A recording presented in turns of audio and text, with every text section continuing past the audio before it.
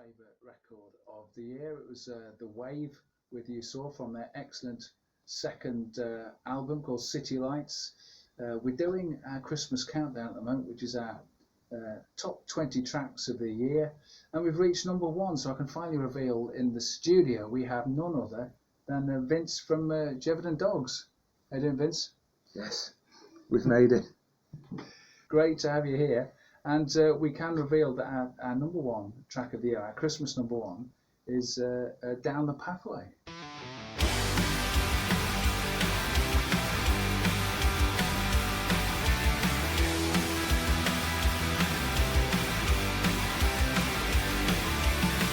So congratulations. Thank you. It's it's a song that I loved as soon as I heard it. I think it was the first one I heard from the Gevaudan Dogs album. This is the Sound of Gevaudan Dogs, because you did a sort of promotional video for it as well, didn't you? Yeah, it might have been the first tune we released off it, and it came out in a little 4-track demo that we made very early on. I think April 2022. Yeah, and that was on there as well. So yeah, it's one of the earliest ones we did. Yeah, and still one of the best ones. Yeah.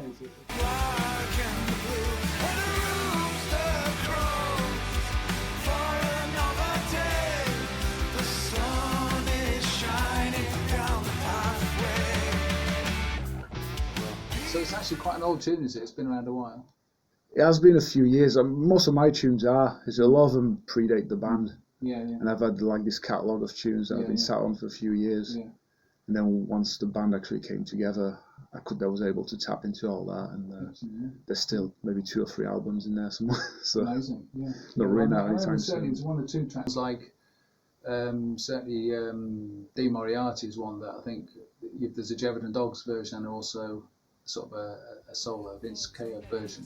Yeah. And that sounds great both ways. Sing to me the tales of tears and laughter.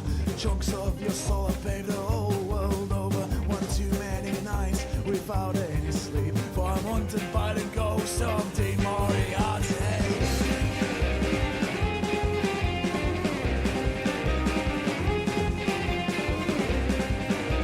Released a solo version of it, and both are fairly similar, but it's just that we got to the point we got it so tight with the band that it felt like we should actually do something more with it. And I quite like that. I quite like having both versions of it. Yeah.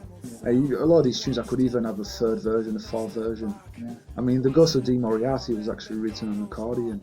Oh really? You know, yeah, it's how you wouldn't think now listening to it, but that's why it's in a weird key like this, because it was written on the accordion. Who'll ever know? Only God can judge me, and his gobbles broke. You're a long way from home, there's just you and me, and the room of the ghost of Di Moriarty.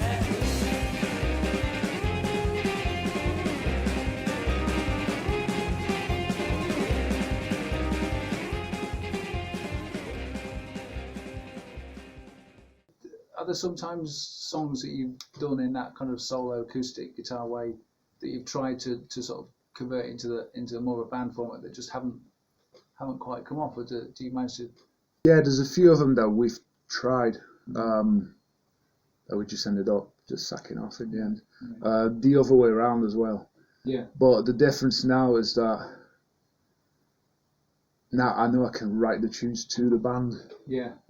I know what the band are capable of. Yeah. So I know it's like, this is definitely like a band tune, this is a solo one. Yeah. Ideally it's both. Yeah, great. Doesn't necessarily work out. Yeah. An exciting year for kind of like Bradford district, with the City of Culture thing. I mean, hope you'll get plenty of gigs in and around Bradford as well. Yeah, absolutely. Yeah, we're just sort of finishing off this year, which already I've seen a lot when I think about it. So we did our album launch gig back on the 23rd of March, and that really feels like last year. Yeah, it feels like so long ago now. Yeah. And looking back, so the gigs we've done this year, a lot of them feel like they were a very long time ago. Yeah. When they weren't. So to think all this has happened in the space of a year. Yeah. Looking back, you think it's not too bad, Yeah. We finally have this album out, and definitely plan to release some more stuff in the new year. Great, yeah. Because when I've seen you live, you've done, I suppose the set is mainly songs on the album.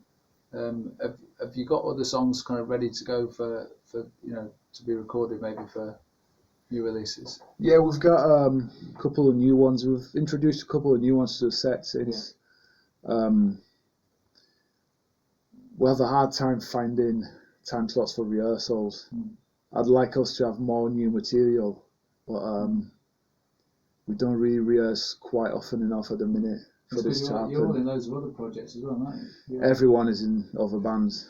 If anything, I'm the one that's in the least amount of bands, and which I completely respect. It's like that's a testament to how good the band are. Yeah, exactly. That I mean, they're in demand. everyone wants a piece of them. And but yeah, there's stuff. There's new material and there's new tunes coming. Yeah. There's new tunes coming. Same with solo stuff as well. There'll be new stuff coming. And again, it's just a matter of deciding when is the right time. Sure. For something new to come out. Could be a single, could be an EP, an album. Will probably hold on. Let this one have a bit more momentum before we actually commit something else. Yeah. Obviously, his brand new thing, solo thing recently, which was the Atomic Veteran Blues, wasn't it? That was that's a really powerful song. Tell us about how that came about. So this June, I quite randomly stumbled upon the not the story, just the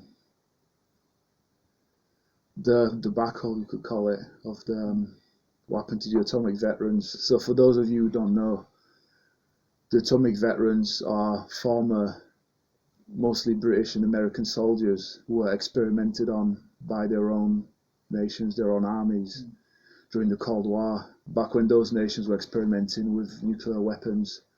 And these people were tricked into live nuclear testing. And you'll need to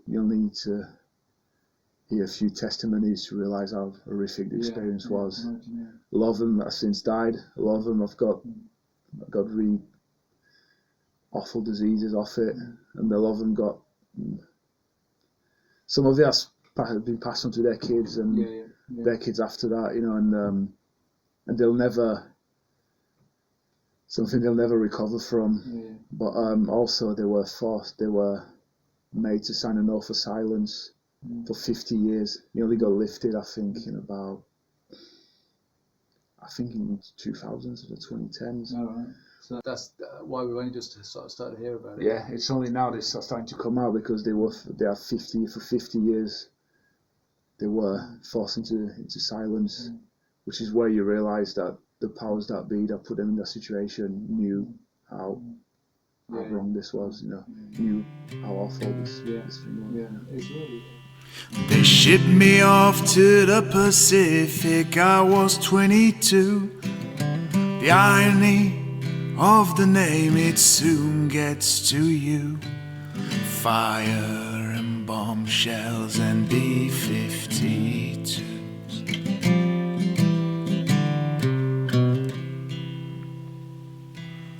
I grew up being told to help my fellow man.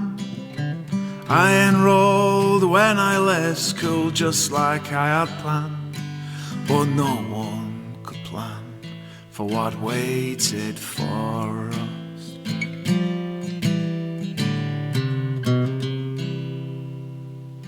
And that was my first solo release in about 5 years. Yeah, so after all the gigs, again this year, I finally started doing a few solo gigs again. Got some amazing gigs, places like the Parish in Huddersfield, Key Club, and it was brilliant, and I loved it. And that's why now I want to get back on the horse and do some more solo gigs again.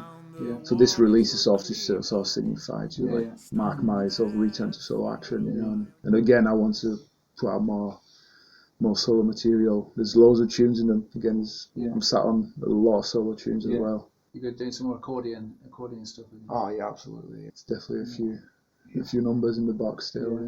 Because I like also the way, I think certainly on Look Your Red Hat, you reference a lot of sort of places in Bradford. A lot of them are like stories that are kind of obviously, written presumably inspired by your own sort of experiences, and obviously again down the pathway it has a lot of concrete Bradford sort of landmarks. Mentioning, there's not many songs to talk about all the Ash Lane and stuff. It's well, I mean, the story of Down the Pathways. I used to work somewhere just at the bottom of Leeds Road, and I was actually going to Valley Parade to collect something, and that was my walk from Leeds Road across little Germany through Foster Square and onto Valley Parade.